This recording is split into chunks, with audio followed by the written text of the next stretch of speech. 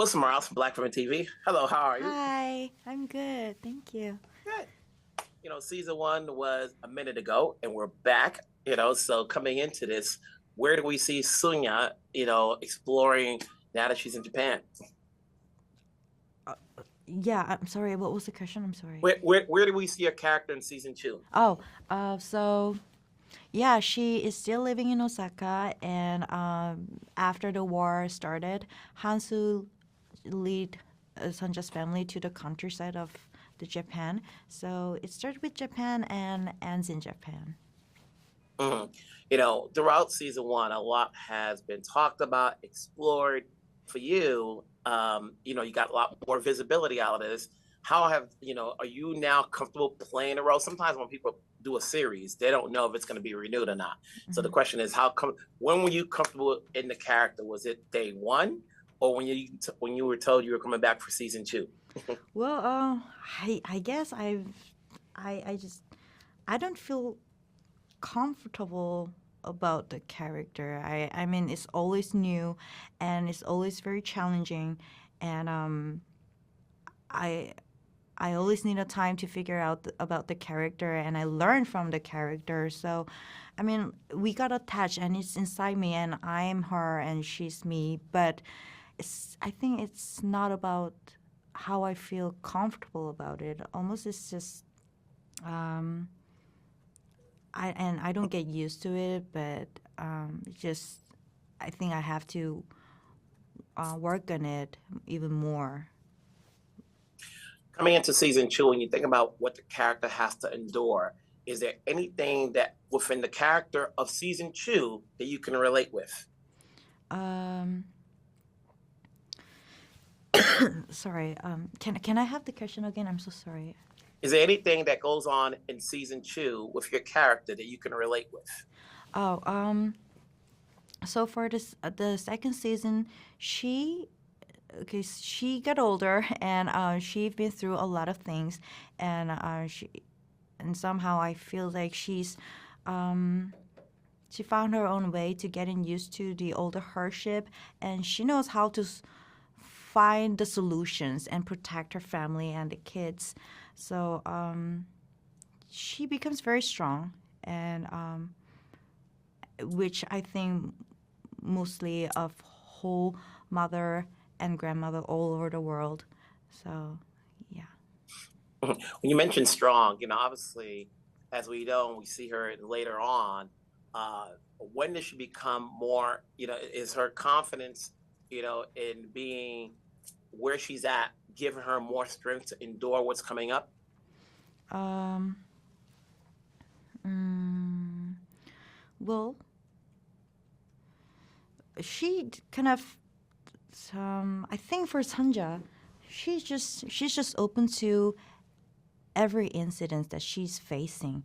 Like, people can expect anything while we're on the journey of our life, but she's just the reason why I'm explaining her strong is that she's just not afraid of facing all the obstacles and finding and to collapse. And in order to protect her family, she just do everything. So she just follows the fates, and whenever she's confronting, she's just ready to fight, and ready to confront. So yeah. Mhm. With the success of season one, and it's been some time, have you run into anybody who's told you that the character you're playing mirrors them? Like they're happy to see that from what they've read, it's been able to have been translated on screen. Um, yes, I got a lot of feedbacks from the people that mm, speaking of like the motherhood or the relationship with Sunja and Yangjin, they see themselves in the scenes that I portrayed it, like about the relationship with the mother or the older generations of people, and about the love and how she sacrificed, and how she do a lot of things to protect the family.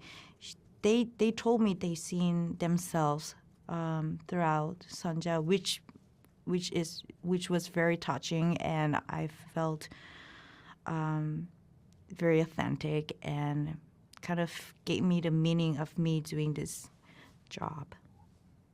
From what you've done so far, what part of your acting skill have increased? Sometimes when you work on something, you're learning something new.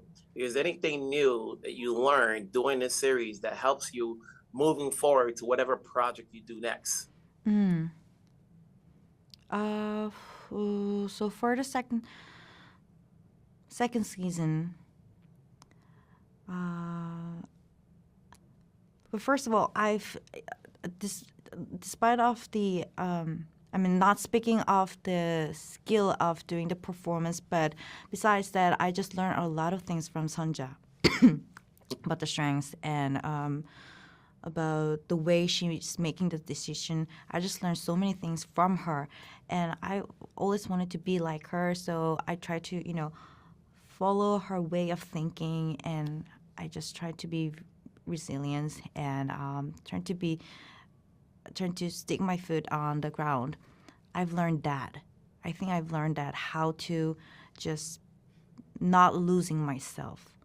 So and that was a huge thing for me. It's not about me doing the performance, but in order to do the acting, I think I have to feel myself, and I have to know where I am and who I am and who I am talking to, and trying to. And I've learned a lot of things about like figuring that out, which helped me a lot. For those who are now going to be catching up to the show, in case they didn't see the first season, what would you say will be a prime reason to see the show if they've not read the book, but they now can start catching up, starting with season 2? Excuse me. I think because it's about the hope, and despite the whole situation they're facing, whenever they feel like it's the worst of their time, there's still a hope and light. There is and I think our show gives the courage for them to find their own hope and find their own reason to live on and breathe and to see the whole bright side of the world. I think our show kind of encourage it and give them the chance to communicate with the others, and it's all about the love and about the family and about the individuals. So I think it's the biggest reason for people to watch it, to to harmonize. Well said. Congrats on season 2. Hopefully we'll Thank talk you. down the road. Coming to whatever project, season 3. Let's make it so. Take care. Thank you very much. Wilson Morales from Black Film TV. Hello, folks. How's it going? Hi, good, Hey. thanks. Good. So here we are, back again. Took some time, but we're here now. Season 2 for Soo. You've been stating that it's going to go up to 4 seasons. That being said, is it a challenge putting together 8 episodes per season, knowing that the last episode of season 2 has to be like somewhat of a cliffhanger leading to season 3? It's such a good question, and I wish I had a better answer, but then no. Meaning, we don't even know if we're going to get a season 3. I can't count on it, so I just have to make sure that we stick the landing. Land it for the sake of landing it. And said that. having Okay. said that, I do think season 2 ends on the perfect, the journey in season 2, I think is quite robust. And it starts very clearly in certain places for a lot of the characters. There is a flow that occurs. And then, of course, there is, things happen and then it sort of splinters off. But I think we very much, Soo, I think you found the perfect way to tie things up enough by the end, but also leave so many open-ended questions for a lot of the characters. It's like the next beginning of whatever the next chapter might be for them. I also know, to your credit, Soo does absolutely have a general sense of, the pace of everything. Yeah, And I mean, I think if we're fortunate enough, we know what the end of the show is. Totally. Where are we with Solomon coming in? You know, is he still on a journey, or is he now trying to still figure things out? Very much in the middle of the journey. Very much still trying to figure things out. I think he's trying to figure things out now from a totally new vantage point, and by that I mean like from the bottom. We see him grappling with choices. He has a lot of moments throughout the season where he could take the red pill or the blue pill, so to speak.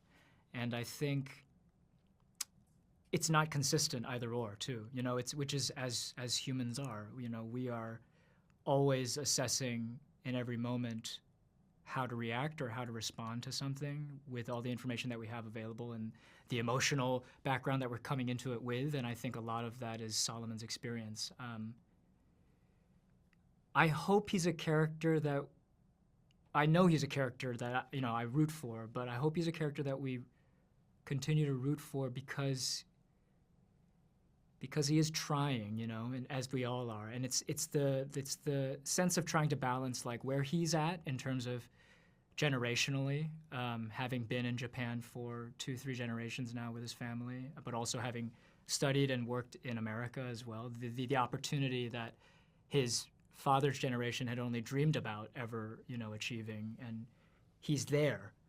But then what does that mean? To still be so close to the reality of my grandmother's youth and most of her adulthood, which was in poverty,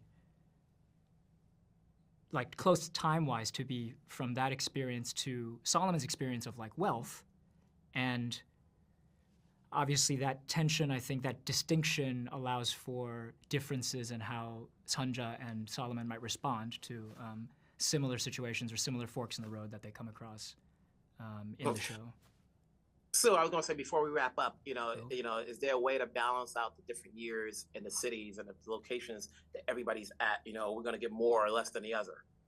I think in season 2, it feels like the same balance. I think that the really interesting thing is our characters are more enmeshed in Japan, right? So the second generation, the Noah Mizazus, they were born in Japan, and so homeland becomes much more of a distant concept for them. But the balance feels similar to season 1. Yeah.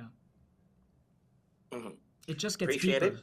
Yeah, Mm-hmm. It just gets deeper because we know these characters now, and also there's a handful of new folks that are coming in that it's so exciting, especially for people who are fans of the book.